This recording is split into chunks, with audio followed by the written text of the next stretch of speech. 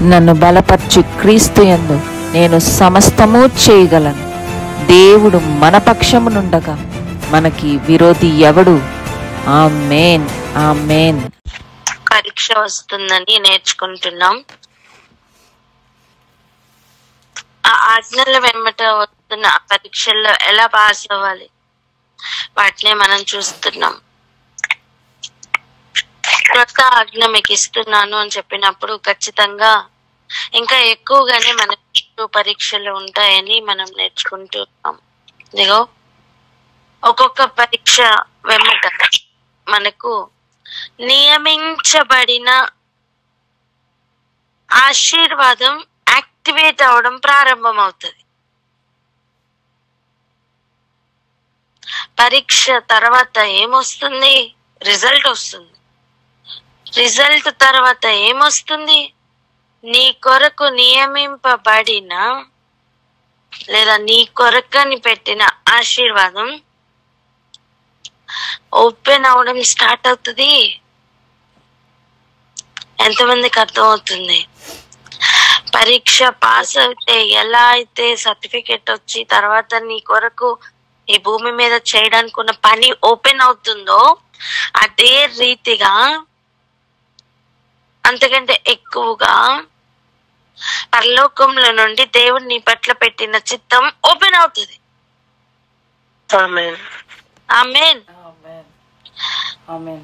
ఎందుకు అన్ని డైవర్షన్స్ మొదటి నుంచి వస్తున్నాయంటే నీ మీద ఉన్న కాలింగ్ ఓపెన్ అవ్వకూడదని, నీ కొరకు పెట్టిన ఆశీర్వాదాలు ఓపెన్ అవ్వకూడదని సకల ప్రయత్నాలు చేస్తున్న ఆటంకాలే ఈ రోజు నువ్వు గుర్తుపట్టాలి.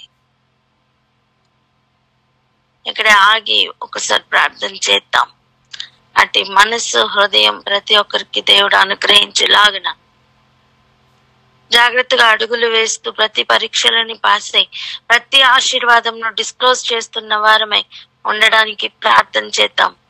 ఎవరైనా ప్రార్థన అందుకోండి. స్తోత్రం, స్తోత్రం, స్తోత్రం. పరిశుద్ధుడా, మహోన్నతమైన తండ్రి, వందనములు, స్తోత్రములు నాయన. ఉదయకాల సమయమందు ప్రభువా అయ్యా తండ్రి నాయన నీ ఆజ్ఞానంతరం ప్రభువా పరీక్ష మొదలవుతుందని, అయ్యా పరీక్షకు ఒక ఫలితము కలదు అని దాని కొరకు సిద్ధపాటుగా తండ్రి నాయన ప్రభువా మమ్మల్ని ఉంచడానికి తండ్రి మాతో మాట్లాడుతూ మమ్మల్ని సిద్ధపరుస్తున్న గొప్ప దేవ మీకు వందనములు, స్తోత్రములు, స్తోత్రములు నాయన.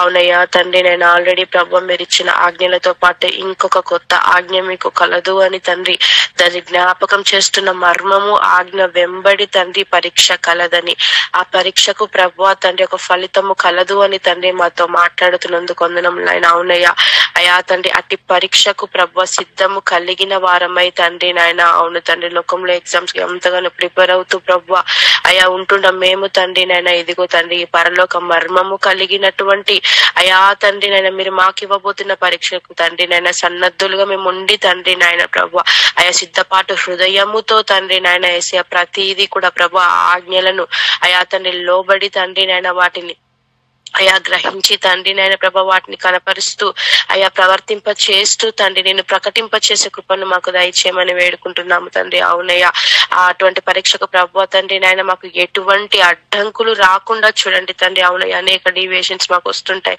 అవును తండ్రి ఎటువంటి డైవర్షన్స్ ప్రభువా మాలో కలగకుండా తండ్రి మేము అటువైపు చూడకుండా, ఎందుకంటే తండ్రి మీరు మమ్మల్ని ఏర్పరచుకొని మా ద్వారా మీరు జరిగించవలసిన కార్యము జరగకుండా అడ్డంకులుగా ఉన్న ప్రతి అడ్డంకి కూడా తండ్రి ఏసునామములో తండ్రి నేను పెకిలించవేసి తండ్రి ప్రభువా మీరు మాకు ఇచ్చిన ఆజ్ఞలకు లోబడి ఆ పరీక్షలను తండ్రి నాయన ప్రభువా మేము తండ్రి నేను రాసేవారము లాగా తండ్రి మీరు అనుభవించే ఆ ఫలితమునే మేము పొందుకొని తండ్రి నీ నామము కొరకు మాత్రమే మేము పనిచేసి నీ నామాన్ని వెల్లడి చేసే వారములాగా అయా తండ్రి మీరే సహాయము దయచేయమని, సమస్త మహిమ ఘనత ప్రభావములు కేవలం మీరు మాత్రమే పొందుకొనమని నజరేయుడైన యేసుక్రీస్తు నామములో అడిగి వేడుకుంటున్న మా ప్రియ పరలోకపు తండ్రి. ఆమేన్, ఆమేన్, ఆమేన్, ఆమేన్. ఇప్పుడు చూడండి ఒక్కొక్క పరీక్ష ఒక్కొక్క విధంగా మనం చూసాం. కొన్ని ఎగ్జాంపుల్స్ మాత్రమే మనం చూడగలిగాం. అబ్రహాం దగ్గర తనని రెండవ మారు యెహోవా దూత పలుకుతున్నప్పుడు ఏం చెప్పారు? ఇందు మూలంగా లేదా ఇందు వలన నువ్వు దేవునికి భయపడుతున్నావని నీకు కలిగిన పరీక్షలో ఈ పరిశోధనలో నువ్వు దేవునికి భయపడుతున్నావని, నువ్వు దేవునికే ఫస్ట్ ప్లేస్ ఇచ్చావని నాకు అర్థమైంది కనుక ఇప్పుడు నీ ఆశీర్వాదం ఓపెన్ అవుతుంది. ఏంటి ఆశీర్వాదం? నీ సంతానం ఇసుక వలె, నీ సంతానం నక్షత్రంల వలె ఉంటుంది అన్న ఆశీర్వాదం ఓపెన్ అవుతున్న సమయం అది. ఆమేన్. ఆమేన్. అలా ఎవ్రీ ఏరియా అండి, అదే ఏరియాలో అదే టెస్ట్ లో ఫెయిల్ అయిన సొలొమోన్ రాజు దగ్గరికి వచ్చి చెప్తున్న మాట ఏంటి? నీ సింహాసనం తీసివేస్తానని చెప్పలేదా?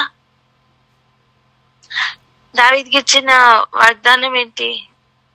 నీ సింహాసనం నీ నెక్స్ట్ తరతరములకు ఉంటాది అని చెప్పారు.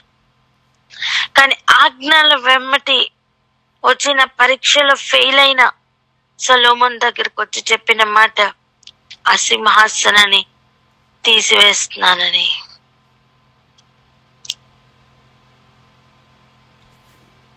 అలా దేవుడు పెట్టిన లేదా దేవుడు కలిగి ఉన్న ప్రణాళికలో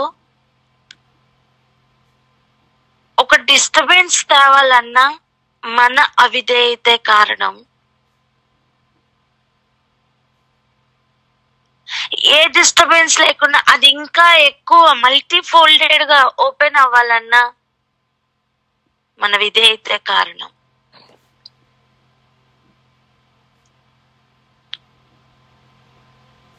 అందుకే ఆజ్ఞకు ఎక్కువ ఇంపార్టెన్స్ ఇవ్వాలి. మనం ఆయన ఆజ్ఞను పాటించుటే ప్రేమ కదా. ఇప్పుడు ఆయనను ప్రేమించుటకు కలుగుతున్న పరీక్షలోనే మనం ఉన్నాం. దాన్నే మనం కొంచెం డీటెయిల్డ్ గా చూస్తున్నాం. రండి అక్కడికే వెళ్దాం. ఎవరెవరు ఎలాంటి పరీక్ష పెట్టి లేదా మనల్ని ఆ పరీక్షలో నుండి ఫెయిల్ చేయాలని ఎవరెవరు ప్రయత్నించగలరు అని చూద్దాం. ద్వితీయోపదేశ కాండంలో మనం ఆగాం. అక్కడికే వెళ్దాం రండి. ద్వితీయోపదేశ కాండం 13వ అధ్యాయం చదువుదాం. మొదటి నుండి 5 వచనాలు.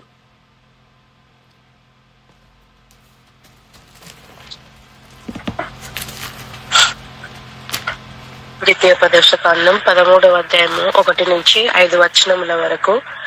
ప్రవక్తయే కాని కలలు కనువాడే కాని నీ మధ్య లేచి నీ ఎదుట సూచక క్రియ అయినను మహత్కార్యమునైనను చేసి నీవు ఎరుగని ఇతర దేవతలను అనుసరించి పూజింతము రమ్మని చెప్పిన ఎడల అతడు నీతో చెప్పిన సూచక క్రియ గాని మహత్కార్యము గాని సంభవించినను ఆ ప్రవక్త మాటలను కలలు కనువాని మాటలను వినకూడదు.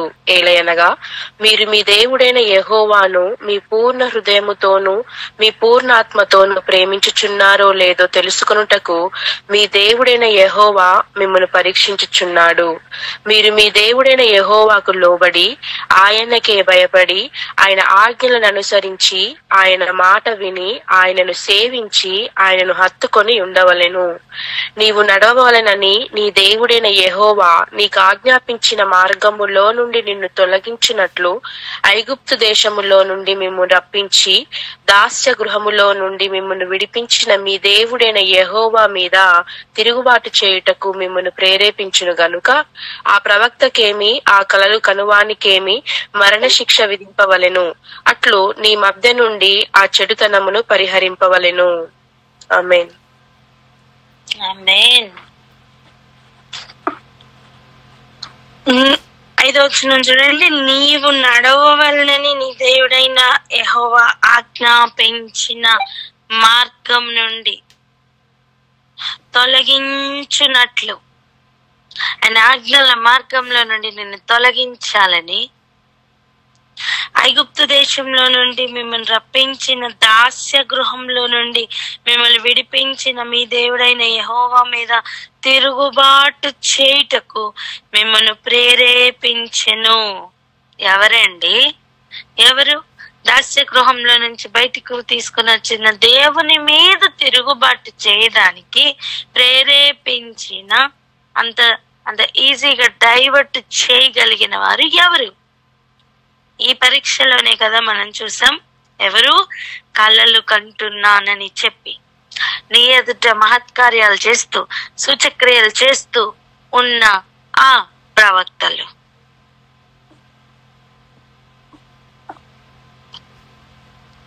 ఇంతవరకు ఏం చూసాం? ఆజ్ఞను పాటించడానికి వచ్చిన ఆటంకాలు చూసాం. కానీ ఇది అటువంటి పరీక్ష కాదు. ఇది ఎటువంటి పరీక్ష? నువ్వు నీ దేవుడైన యెహోవాను పూర్ణ మనస్సుతో ప్రేమిస్తున్నావా లేదా అని దేవుడు పెట్టిన పరీక్ష ఇది. కొంచెం గ్యాప్ ఉన్నా, కొంచెం ప్రేమలో అవకతవకలున్నా దుష్టుడు ఎంత ఈజీగా ఎంటర్ అయిపోగలడో చూడండి. అబద్ధం ఎంత ఈజీగా ఏలుబడి చేయగలదో చూడండి. నీ మధ్యన ప్రవక్తలు లేచి, కలలు కనువారు లేచి నిన్ను డైవర్ట్ చేయగలరు. ఆయన ప్రేమ నుండి నిన్ను వేరు చేయగలరు. ఒక్కసారి నువ్వు వారికి ఇంపార్టెన్స్ ఇవ్వడం ప్రారంభించావా, స్లోగా జరుగుతున్న పని ఏంటి? నిన్ను దాస్య గృహంలో నుండి బయటికి తీసుకుని వచ్చిన దేవుని మీద తిరుగుబాటు చేయడానికి నిన్ను ప్రేరేపించగలరు. హలో, ఇది చాలా సీరియస్ ఇష్యూ అండి. నీ ఆశీర్వాదాన్ని ఎవరు దొంగిలించలేరు నాన్న. కానీ అది నువ్వు పొందకుండా చేయడానికి మాత్రం నిన్ను ప్రేరేపించగలరు.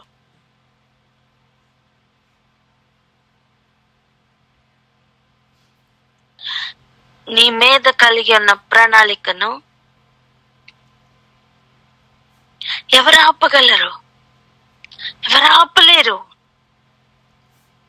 నువ్వు ఆల్రెడీ అపాయింట్ అయ్యావు. నువ్వు ఆల్రెడీ అన్ని నేర్చుకుంటున్నావు. నువ్వు ఆల్రెడీ ఎగ్జామినేషన్ హాల్ దాకా కూడా వెళ్ళిపోయావు. కానీ ఇప్పుడు నిన్ను డైవర్ట్ ఎవరు చేయగలరు? ఎవరు చేయలేరు. నీకు వచ్చిన ఆన్సర్స్ అన్ని నువ్వు రాస్తావు. నిన్నెవరు డైవర్ట్ చేయలేరు. కానీ ఆ ఏరియాలో నీకు నీవే తిరుగుబాటు చేయువారిగా నిన్ను ప్రేరేపించి ఆపగలిగితే అప్పుడు నువ్వు పొందబోతున్న ఆశీర్వాదాన్ని ఆపినట్టే కదా. అదేనండి వీరి ప్రయత్నం. ఈ అబద్ధం చేస్తున్న దాడి అదే. ఈ రోజు నువ్వు దానిని కనిపెట్టాలా.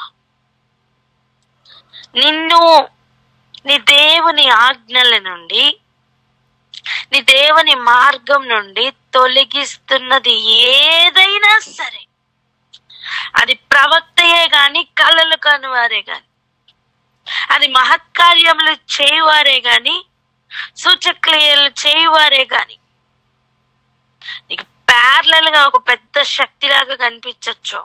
కానీ వారు నీకు నీ దేవుని మీద తిరుగుబాటు చేయువారిగా నిన్ను ప్రేరేపిస్తున్నారా? ఈ రోజు నువ్వు దానిని గుర్తుపట్టవలసినదే. అందరు చెప్పండి, గుర్తుపట్టవలసినదే అని. గుర్తుపట్టవలసినదే. ఏం గుర్తుపట్టాలి? నిన్ను ఎవరు డైవర్ట్ చేస్తున్నారో వాళ్ళని గుర్తుపట్టాలి. మనం ఏం చేస్తాం తెలుసా? మోసగించడానికి వచ్చిన వారికి ఎక్కువగా లోబడతాం. ఆయన మార్గంలో ఉంచడానికి ప్రయత్నం చేస్తున్న వారిని ద్వేషిస్తూ ఉంటాం. కరెక్ట్ చేస్తున్న వాళ్ళని ద్వేషిస్తాం. గద్దిస్తున్న వారిని ద్వేషిస్తాం. ఎవరికండి నష్టం? ఆయన మార్గంలో నిలవకుండా నిన్ను డైవర్ట్ చేస్తున్న వాళ్ళకి ఎందుకు చెవి ఒగ్గుతావు? ఎవరిది తప్పు అవుతున్నప్పుడు? మోసగించిన వాళ్ళ కాదు, మోసపోయిన వాళ్ళది. ఈ లోకంలోనైనా కనీసం మోసపోతే అయ్యో పాపం అంటారేమో, పరలోకపు నీతి ప్రకారం దేవుని ఎదుట ఆ కథలేవి ఉడకో.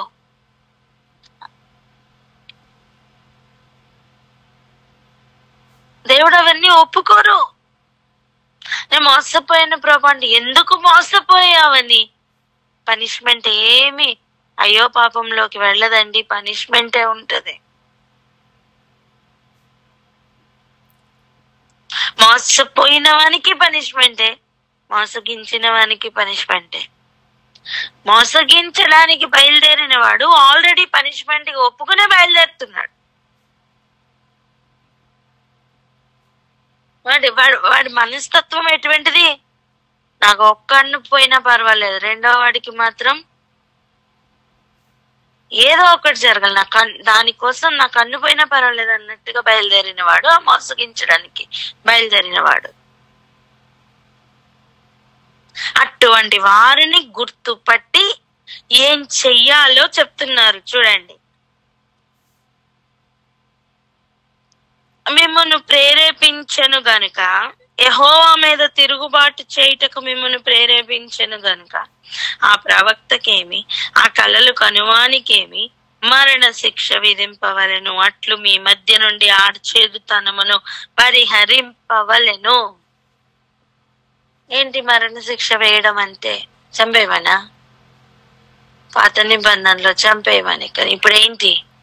అది నీ దరిదాపులకు కూడా రావడానికి వీలు లేకుండా నువ్వు తొలగించమని.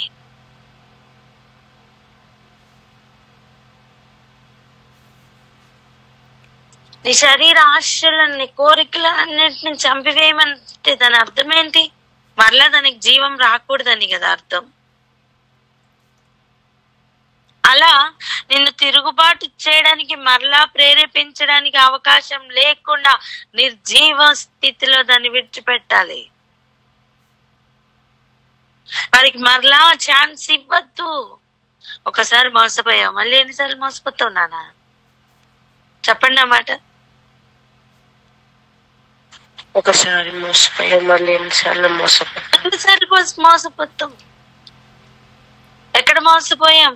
అవ్వ ఎలా మోసపోయింది? ఎక్కడ మోసపోయింది? దేవుని వనంలో, ఏదైనా వనంలో ఉన్నప్పుడే అవ్వ మోసపోయింది మా. అటువంటిది సాతాను సమాజపు వారు ఉన్న స్థలంలో, సాతాను కాపురం ఉంటున్న స్థలంలోనే మనం ఉంటున్నాం, నివాసం ఉంటున్నాం. అప్పుడు మోసగించే వారే మన చుట్టూ ఉన్నప్పుడు ఇంకెంత జాగ్రత్తగా ఉండాలి? జాగ్రత్తగా.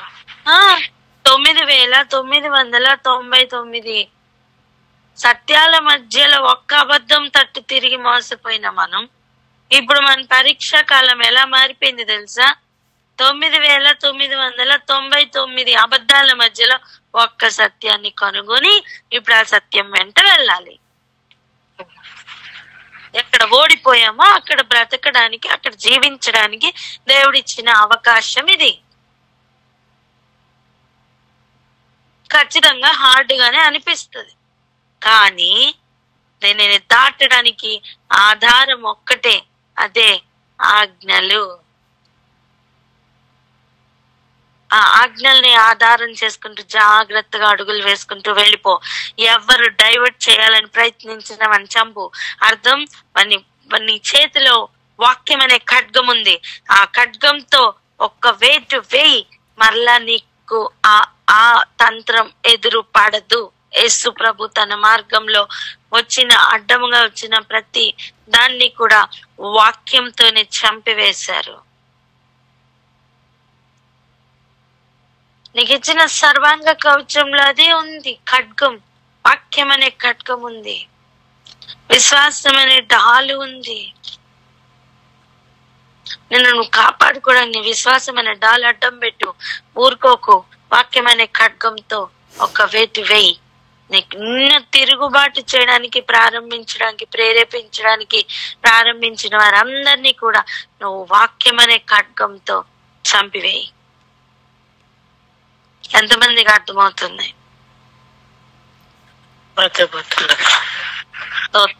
ఇంకొంచెం ముందుకు వెళ్దాం. 6వ వచనం చూడండి. నీ తల్లి కుమారుడే గాని, నీ తండ్రి, నీ సహోదరుడే గాని, నీ కుమారుడే గాని, నీ కుమార్తె గాని, నీ కౌగిటి భార్యయే గాని, నీ ప్రాణ స్నేహితుడే గాని, భూమి యొక్క ఈ కొన మొదలుకొని ఆ కొన వరకు నీకు సమీపముగా నుండినను, నీకు దూరముగా నుండినను, నీ చుట్టూ నుండి జనుల దేవతలలో నీవును నీ పితరులను ఎరుగని ఇతర దేవతలను పూజింతము రమ్మని రహస్యముగా నిన్ను ప్రేరేపించిన ఎడల వారి మాటకు సమ్మతింపకూడదు.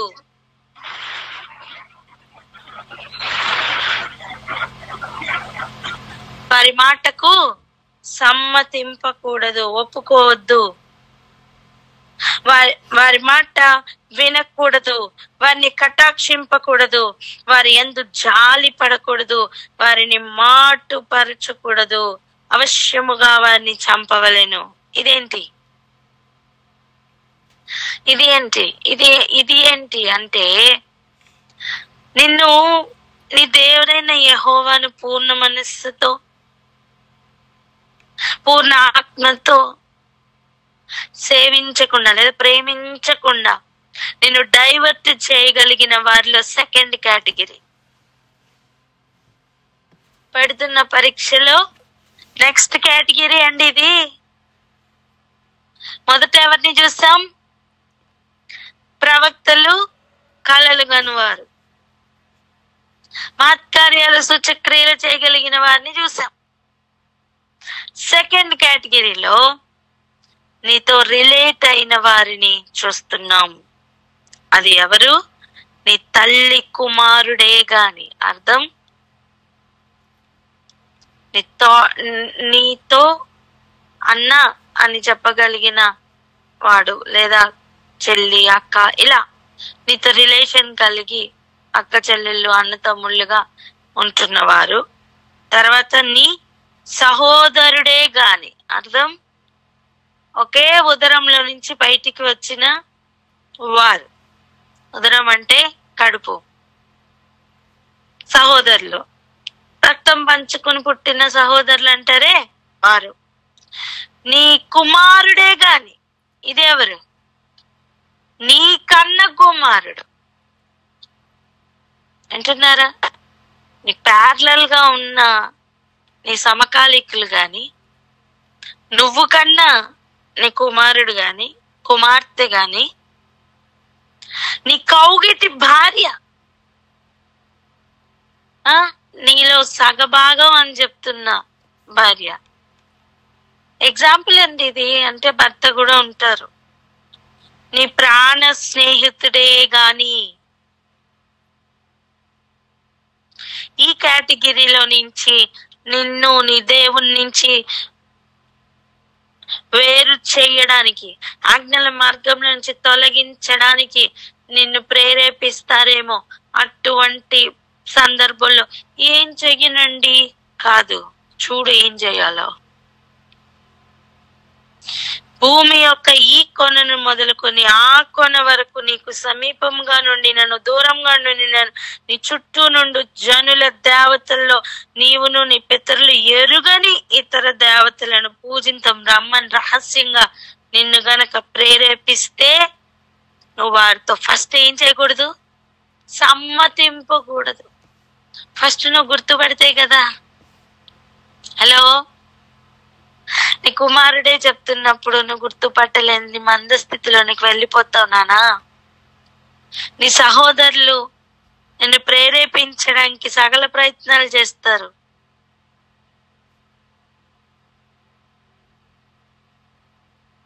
మోసపోవద్దు. ఒకరితో ఒకరు చెప్పండి, మోసపోవద్దని. మోసపోవద్దు. అప్పుడు ఏం చేయాలి? వాళ్ళని ఏం చేయాలి? వారి మాటకు సమ్మతింపకూడదు. సరే అని ఒప్పుకోకు. వారి మాట వినకూడదు. వినటం వలన, వీరి మాట వినటం వలన నీకున్న విశ్వాసం చెడిపోద్ది. వారిని కటాక్షింపకూడదు. పోనీలే పోనీలే అని ఉంచకు. వారి యందు జాలి కూడా పడద్దట అంటున్నారా? సౌలు మొదటి రాజుగా ఉన్న సౌలు దేవుడు చంపివేయమని చెప్పిన అమాలేకీయుల్ని చంపకుండా ఆ రాజునే ఉంచాడు కదా, బతకనిచ్చాడు కదా. ఏమైందండి? ఇశ్రాయేలీల జాతి మొత్తం మీదకి కూడా పెద్ద ఉపద్రవం తేయడానికి అదే అమాలేకీయుడు నించోలేదా? ఎక్కడ దేవుడు చంపమన్నారో, ఎక్కడ దేవుడు విడిచిపెట్టమన్నారో ఆ ఏరియాలన్నీ మనం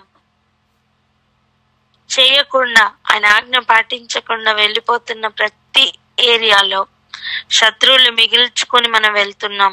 వారు మనకి ఉరి అయి మారుతున్నారు. నీ చేతిలో ఉన్న ఖడ్గం వాక్యం అనే ఖడ్గం. చెప్పండి, నా చేతిలో ఉన్న ఆయుధం వాక్యం అనే ఖడ్గం అని చెప్పండి. నా చేతిలో ఉన్న ఆయుధ వాక్యం అనే ఖడ్గం. ఆమేన్. ఫిజికల్ గా ఒక కత్తి పట్టుకుని వెళ్ళని చంపు అని చెప్పట్లా ప్రభు. వాక్యం అనే ఖడ్గం చేత నువ్వు సంహరించగలవు. వాక్యం చెప్పు. ఎందుకు ఇలా చేస్తున్నావు? ఇట్లా ఈ ఇతర దేవతలకు పూజించు, నీకు ఎందుకు ఇంత బాగుంటది. నీకు చాలా మంది గమనించండి.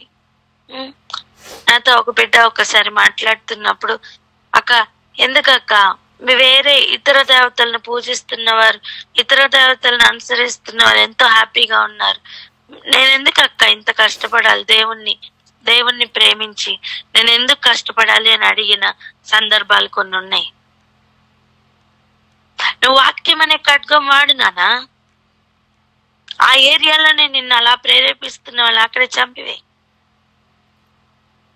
నీకు అక్కడ వాక్యం తెలియకపోతే నువ్వు ఎలా వినియోగిస్తావు? కత్తి నీ చేతిలో ఉన్నా సరే దాన్ని పొడవడం రావాలి కదా.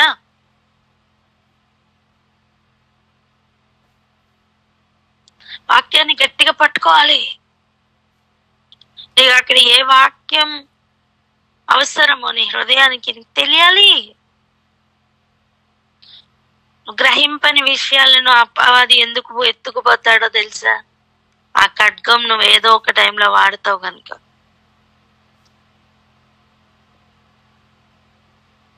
శత్రువు మన ఆయుధాలన్నీ ఎత్తుకుపోతుంటే ఏం చేస్తున్నావు? గ్రహింపలేని వాక్యం ఎత్తుకుపోతాడంటండి. అంటే ఏంటి? నీకు ఇవ్వబడుతుంది పరలోకం నుండి వాక్యం అనే ఖడ్గం. ఆయా సందర్భాల్లో నువ్వు వాడవలసిన ఖడ్గం నువ్వు మిస్ అయిపోతున్నావు. దొంగిలించుటకు తప్ప ఇంక దేనికి వస్తాడు? నీ వాక్యం అనే ఖడ్గాలు ఎన్నిసార్లు నువ్వు వాక్యం గ్రహించలేకపోతున్నావు, ఎన్ని ఖడ్గాల్ని మిస్ అయిపోయావు.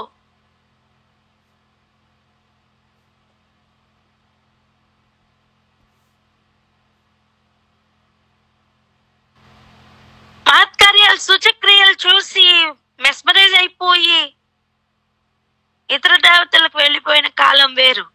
ఇప్పుడు నెక్స్ట్ లెవెల్ ఇది. నీ సహోదరులు నిన్ను ప్రేరేపించచ్చు, నీ సొంత భార్యని నిన్ను ప్రేరేపించచ్చు, నీ కుమారుడు నీ కుమార్తె నిన్ను డైవర్ట్ చేయడానికి ప్రేరేపించచ్చు.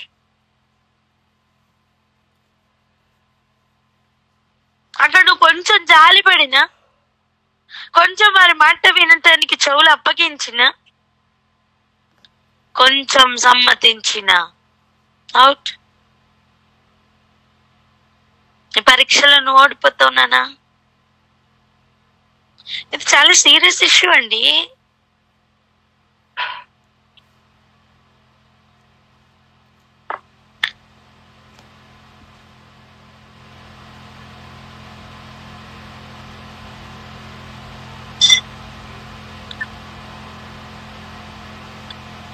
ఎంతమందికి అర్థమవుతుంది?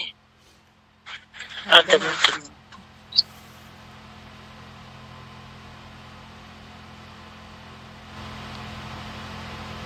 హల్లెలూయా. ఇక్కడ ఆగి ప్రార్థన చేద్దాం. ఎవరైనా ప్రార్థన అందుకోండి.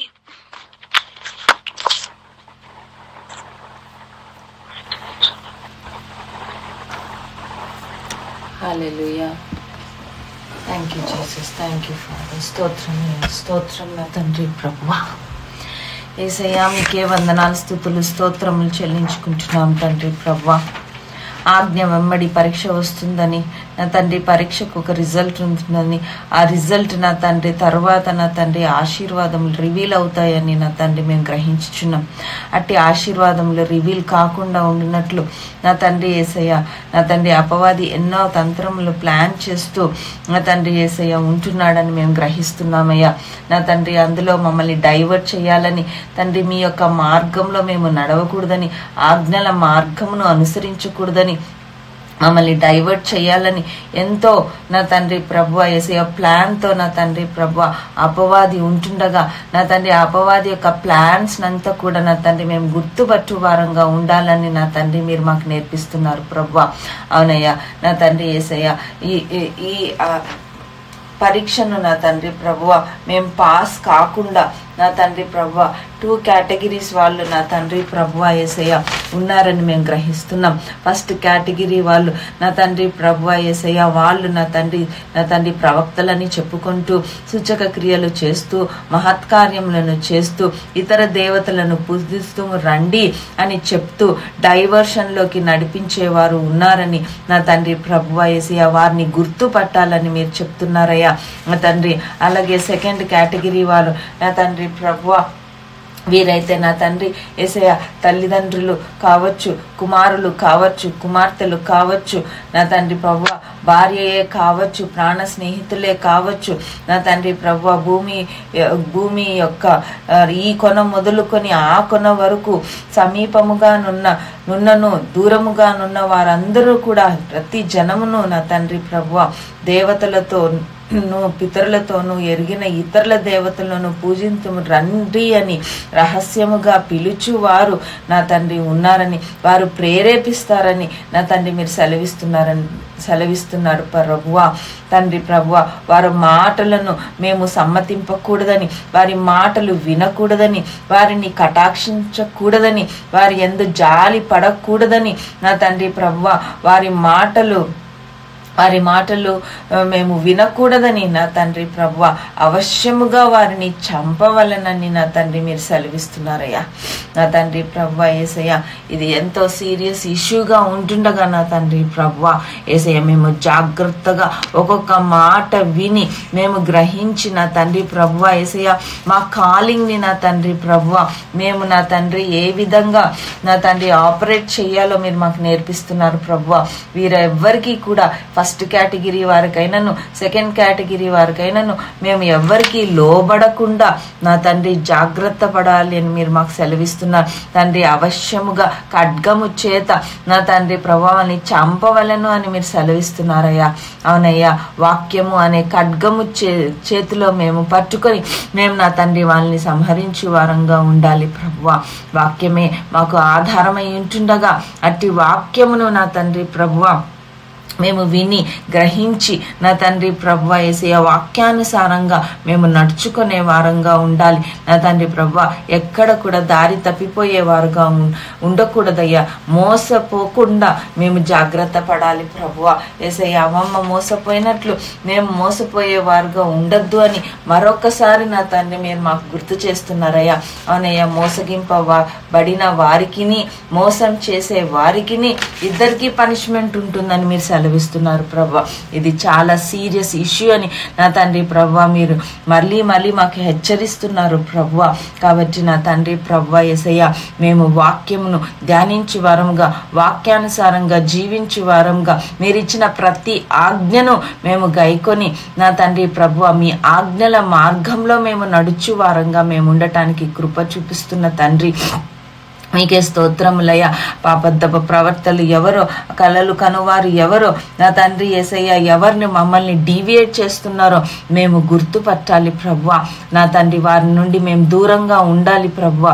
మేము నా తండ్రి మా జీవితములను మీకు సమర్పించుకొని నా తండ్రి యేసయ్య మీరు మీ ఆజ్ఞల మార్గంలో మేము నడుస్తూ నా తండ్రి మా మీదున్న కాలింగ్ని నా తండ్రి ప్రభువా మేము నా తండ్రి ప్రభువా యేసయ్య ఆపరేట్ చేయటానికి కృప చూపించమని నా తండ్రి ప్రభువా యేసయ్య, అబ్రహాము నా తండ్రి ఇచ్చిన ఆశీర్వాదములు మేము కూడా పొందుకున్న వారముగా నా తండ్రి మీ నామమును మహిమపరచు వారంగా మేమందరూ ఉండటానికి సహాయం దయచేయమని, బలపరచమని, గొప్ప సాక్షులుగా మేమందరూ జీవించటానికి కృప చూపించమని యేసయ్య అతి పరిశుద్ధ నామంలో అడిగి బ్రతిమాలి వేడుకుంటున్నాం తండ్రి.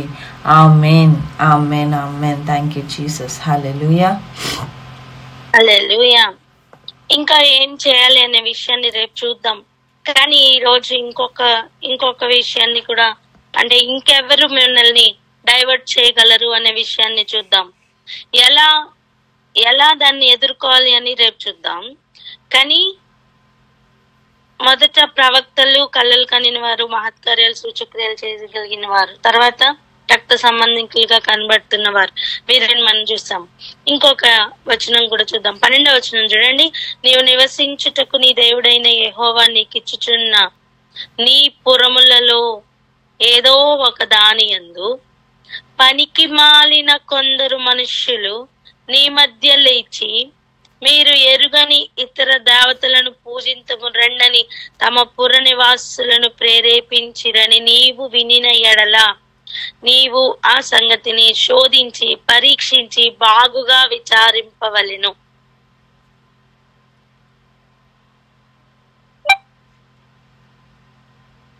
మీరు గమనించండి, ఇది ఎటువంటి వచనమో కొంచెం జాగ్రత్తగా గమనించండి.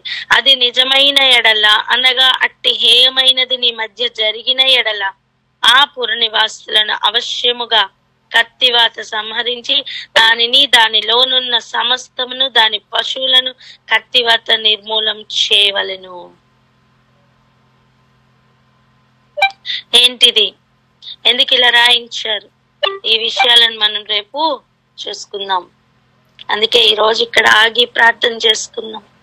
దేవా, నీ ప్రేమ నుండి నన్ను తొలగించేది ఏ మనుష్యుని నుండి వచ్చినా, ఏ రిలేషన్ నుంచి వచ్చినా, అది ఎంత గొప్ప ప్రవక్తలు అని చెప్పబడుతున్న వారి యొద్ద నుండి వచ్చినా, ఎంత గొప్ప మహత్కార్యాలు సూచక్రియలు జరుగుతూ కూడా నీ ప్రేమ నుండి, నీ ఆజ్ఞల నుండి నన్ను తొలగించి ఒక తంత్రము వచ్చిందా, దాన్ని నేను గుర్తుపట్టులాగిన ఈరోజు ప్రత్యేకమైన నాకు ఐసైట్ నాకు కావాలి, ఇవ్వమని అడుగుదాం. చూడండి, ఎంతో హైట్ లో నుంచి కొన్ని వేల కిలోమీటర్ల పై నుంచి కూడా శత్రువుని గుర్తుపట్టగలిగిన కన్నులు ఆ ఈగల్కి ఉన్నాయి, ఆ పక్షిరాజుకి ఉన్నాయి. అటువంటి కను దృష్టి దేవుణ్ణి అడుగుదాం. ఆ పై నుంచి చూస్తున్న ఓవర్ వ్యూ ఏదైతే ఉందో అటువంటి కను దృష్టి అడుగుదాం. మనం ఒక్కొక్కసారి ఏం జరుగుతుందో మనకు అర్థం కాకుండా మోసపోతున్న స్థితిగతులు ఉన్నాయి. అటువంటి పరిస్థితులు దాటే వచ్చాం. ఈరోజు అదే అడుగుదాం. అటువంటి కను దృష్టి మాకు ఇవ్వండి ప్రభా. ఆ పై నుంచి చూస్తున్న దృష్టి మాకు కావాలి. మీరు చూపించండి, ఇది పలానా శత్రువు అని చూపించండి, మీరు నిన్ను డైవర్ట్ చేయబోతున్నారని చూపించండి. మేము అలర్ట్ అవడానికి మాకు సహాయం చేయండి. ఆల్రెడీ ఆ ప్రక్రియలోనే ఈ వచనాలు మనకు చూపిస్తున్నారు. గుర్తుపడదాం, జాగ్రత్త పడదాం, ఆయన ఆజ్ఞల నుంచి తొలగిపోకుండా జాగ్రత్తగా ముందుకు వెళ్దాం. మన కొరకు దాచిపెట్టిన ప్రతి ట్రెజర్ ని మనం పొందుకుందాం. ప్రతి ఆశీర్వాదం మనకు ఓపెన్ అవులాగున మన ప్రయాణంలో ముందుకు వెళ్దాం. ప్రార్థన చేసుకుందాం.